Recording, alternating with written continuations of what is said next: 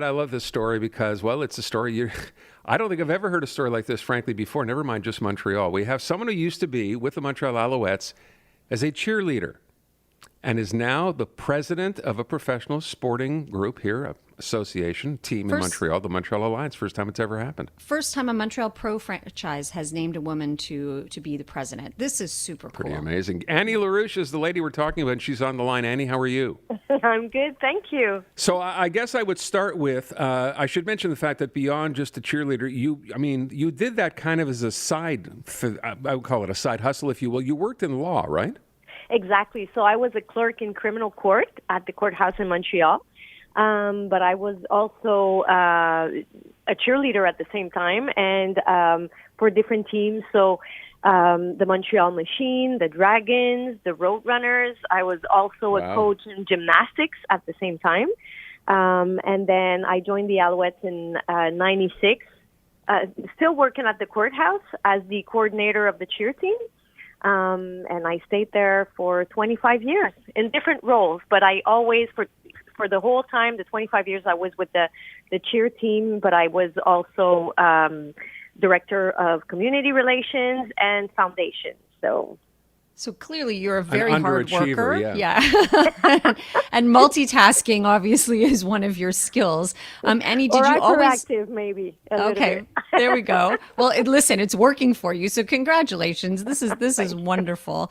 Did you always have your eye on a job like this, or did it just kind of end up like that? No, it ended up like that. When I was younger, we had the Canadians and the Expos, and I didn't know, anyone who worked in pro sports, especially not a woman.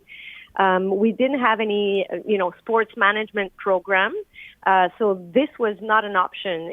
I just followed my heart, from one opportunity to another, and this is where it led me.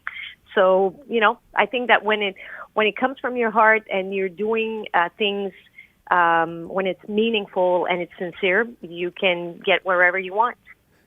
Did at any point, I'm curious, working as a cheerleader, sort of people have this idea that, okay, whatever, that's something you enjoy doing. Did you ever, or were It's you hard ever work. taught or asked to kind of give that up because it wasn't serious enough for you to keep moving on in your career at the time? Yes, absolutely. I was told that I had, at one point to step away from the cheer team if I wanted to gain credibility and move up the ladder in the organization. And well, I didn't listen to anyone. Like I Good said, for it comes you. from my heart. It's my passion, and I'm very proud of that. It got me. It's not only people see the show, the performance, but I was in charge of the team, so there's a lot of preparation, budgeting, strategy behind all of this, and it's a sport. So really, I learned a lot from this. Psychology also, dealing with 30 girls every year. So yeah, totally.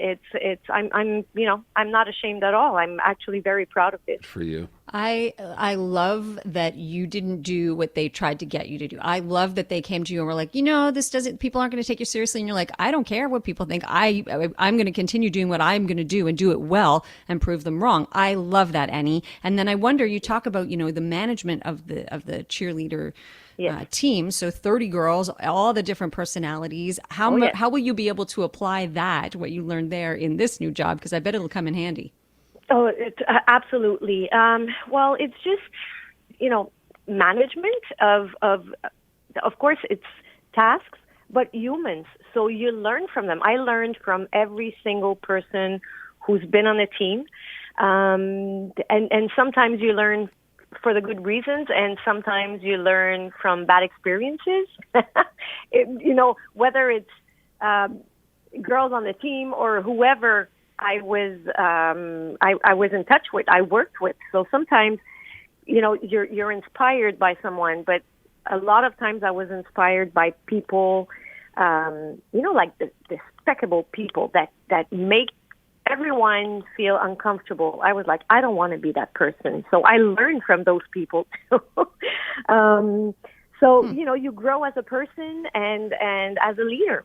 I wonder, though, it's a stretch to go from, I take the Alouettes, yes, it's a football team, and yes, you weren't involved necessarily in that administrative capacity there. Why basketball? How did you end up making that transition? Well, actually, the commissioner of the CEBL is Mike Montreal. Mike is a former football player with the Toronto Argonauts and Hamilton Tiger Cats. So, we met each other through football in the 90s. I guess it was back then. And we just, followed each other on LinkedIn. And then I saw that he was commissioner of this new basketball league. I thought this was absolutely amazing. He was working, he was actually talking to Mark Waitman at that point. Mm-hmm. And then, they called me and they said, Mark said, Mike is interested in knowing if he brings a basketball team to Montreal, in what capacity could we do, can we start community programs? Because that was my experience. And I said, okay, so let's meet. And Mike said, let's meet and let us know how we can work something out. And then during that meeting, he said, well, we're offering you the job. I'm not really Good meeting. Sure. Yeah, and I'm like, what job? So he sent me something in writing. I thought about it for a good 20 minutes, and I accepted the challenge. Good for you. That's great. Fantastic. What do you want people to know about the Alliance, the Alliance? How are they doing, and how? Let's get people out to more games. I know the attendance has been great, though. Yes, exactly. So we just finished our second season. Our fans, and I know that it's cliche, everybody says that, but our fans are absolutely amazing. They're the loudest in the league. All the other teams, the opponents, say that it's tough to play in Montreal because it's so loud. We play at the auditorium, the Verdun Auditorium.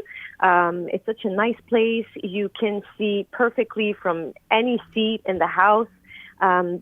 Basketball is a totally different rhythm, totally different vibe. So first of all, it's a really, really fast pace. Like if you blink, you miss something.